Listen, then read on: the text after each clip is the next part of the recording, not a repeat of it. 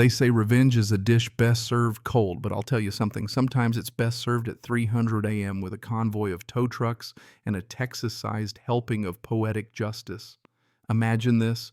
You jolt awake to the reek of fresh asphalt burning tar in your nostrils, diesel fumes curling through your kitchen window, and before your eyes even focus, you realize your private gravel driveway, the one you paid 80 grand for, just to keep the HOA out of your life, has been paved over in the dead of night. No warning, no permission, just a mess of shattered fence posts and survey markers, busted up like cheap toothpicks. And sitting right on top of the pile, because the universe has a dark sense of humor, is a letter from the HOA president billing you $3,200 for the upgrade and demanding monthly maintenance fees on top. You know what I mean? The gall. The smugness drips off that letter like old fryer grease. She even explains in perfect legalese how your rustic access road needed to meet proper community standards. That's when she made her first and biggest mistake, assuming I was just another mark. What she didn't know, I'm a retired commercial developer, and my name, Garrett Rockwell, still opens doors at every tow yard in 3 counties. So by sunrise, every car belonging to her little HOA mafia was gone just poof, like they'd evaporated off the face of Texas. Let me back up a sec, because you probably think this kind of madness happens to other people, not someone who planned every inch of his life to avoid exactly this kind of suburban circus. 3 years back, after decades in concrete construction, I finally sold my Dallas business, cashed in my chips, and bought what I thought would be peace, 3 acres of rolling Texas hill country, backed by a long, winding gravel drive. The previous owner, George Blackwood, was an old-school rancher who'd carved out the access road in 1987, legally split it from the subdivision, and sold it as private property. I paid extra for that driveway, 80 grand more than market, just for the privilege of living free from HOA politics. Worth every penny, I thought. My wife Elena, a high school principal with a smile that can melt steel, and our 15-year-old daughter Sophia, who wanted nothing more than to avoid teenage drama, were all in. We moved out here for quiet nights, bird songs, evenings on the porch with jasmine on the breeze, Texas living, you know. We got about 6 months of it before Vivian Ashworth rolled in like a storm front with a real estate license and the personality of a parking ticket. Vivian drove a white BMW with vanity plates prop Ken like she wanted everyone to know her whole identity in 8 characters.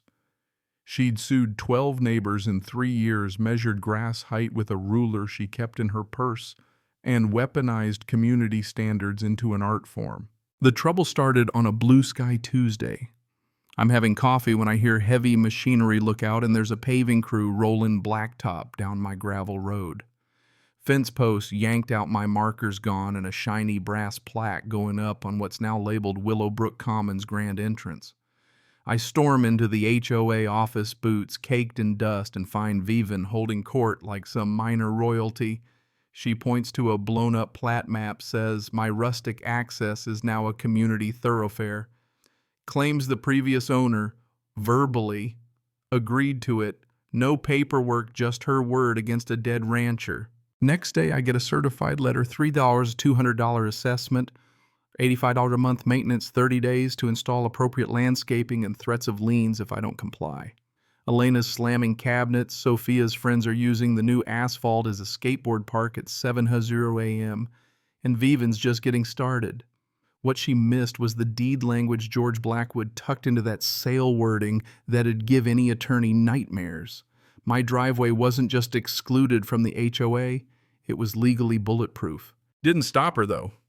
She puts up new stone pillars, community signs, even hires a security guard to patrol my own driveway.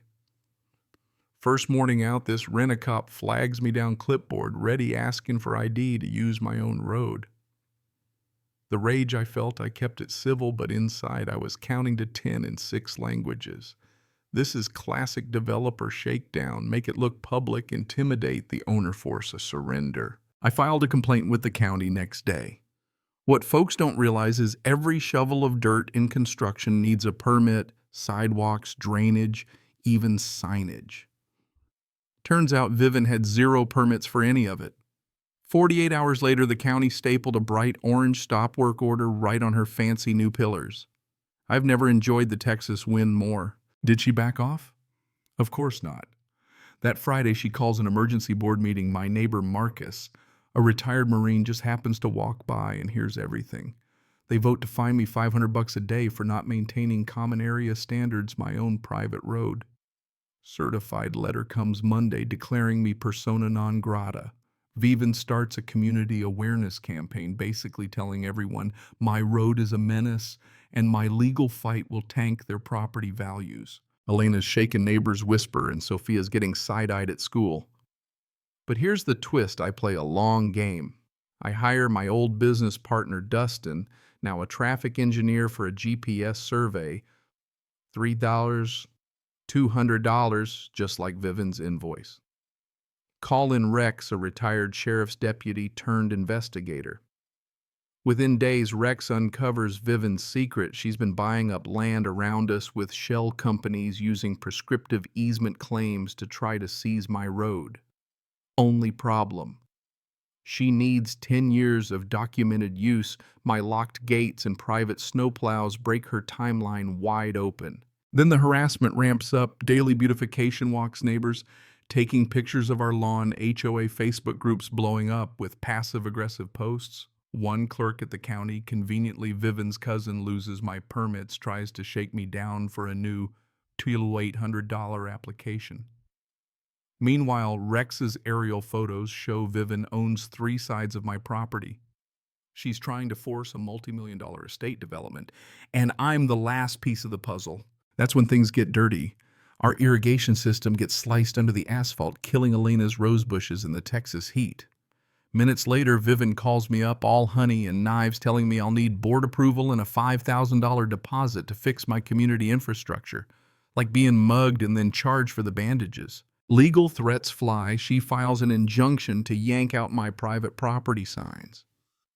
But my neighbors start coming through Marcus with security cameras, Dr. Hernandez with stories of Vivan's bullying Janet, who reveals Vivan tried to lowball her for her corner lot and got her garbage skipped as punishment. Suddenly it's clear this is systematic. The county hits me with a massive property tax hike, improved access thanks to Vivan's work. Elena and I watch the sun set through a haze of dust, our peace shredded. But desperate people make stupid mistakes. Vivan calls an informal mediation official letterhead, a room full of HOA suits, a PowerPoint proposing I sell my road for 15 grand when it's worth at least 80.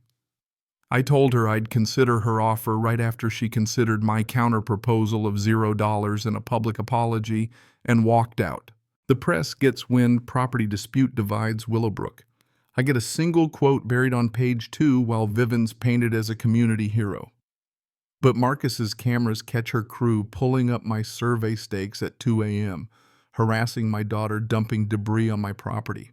Then the intimidation hits Elena's job, a complaint to the school board about her judgment. Sophia's college apps get hung up on address verification, and my insurance rates spike after anonymous reports of commercial activity. Folks, when someone tries to crush you from every angle at once, you know it's not personal, it's organized. But what Vivan doesn't know, federal law treats workplace intimidation and racketeering as criminal. Meanwhile, Dr. Hernandez and Marcus start documenting every incident. Janet launches a neighborhood counter-campaign, and Rex uncovers that Vivan is bleeding cash, $340,000 in debt loans tied to future HOA dues she can't collect if I don't fold. Then comes the grand finale. Vivan, getting more unhinged by the day, organizes a community action day. 20 neighbors in matching t-shirts, bolt cutters in hand, ready to tear up my survey markers. Marcus films the whole circus while I walk out with Deputy Rodriguez, who promptly hands out trespassing citations as the local news crew rolls up, catching the whole thing on camera. Vivan gets arrested, spends 72 hours in jail, her mugshot splashed across the evening news. The dominoes fall, her accounts frozen, the HOA insurance policy canceled, the board ousted, and a federal RICO investigation blowing the lid off the whole corrupt operation. At her sentencing, Vivan rants about protecting property values while the judge hands down 8 years in federal prison. Her assets seized her real estate empire in ruins, and her name forever attached to HOA infamy. Me, I get $480, $1,000 in damages. Donate half to set up a scholarship for veterans' families. Elena sits on the board. Marcus and Dr. Hernandez help run the new transparent HOA. The wetland restoration finishes ahead of schedule. Rare birds come back. Property values shoot up. And my once embattled driveway becomes a nature trail for the community, funded by the very woman who tried to steal it. And as for Sophia, she writes an essay about standing up to bullies, wins a full ride to UT, and wants to study environmental law. Not bad for a family nearly run out of their own home. I'm not saying justice is always this sweet, but sometimes the good guys win, especially if you keep your paperwork straight and your friends closer. Now let me ask you, what's the wildest thing an HOA's ever tried to pull on you? Drop your story in the comments. Let's show these neighborhood tyrants they're not the only ones who can organize. And if you ever need a tow truck at 3:00 a.m., you know who to call.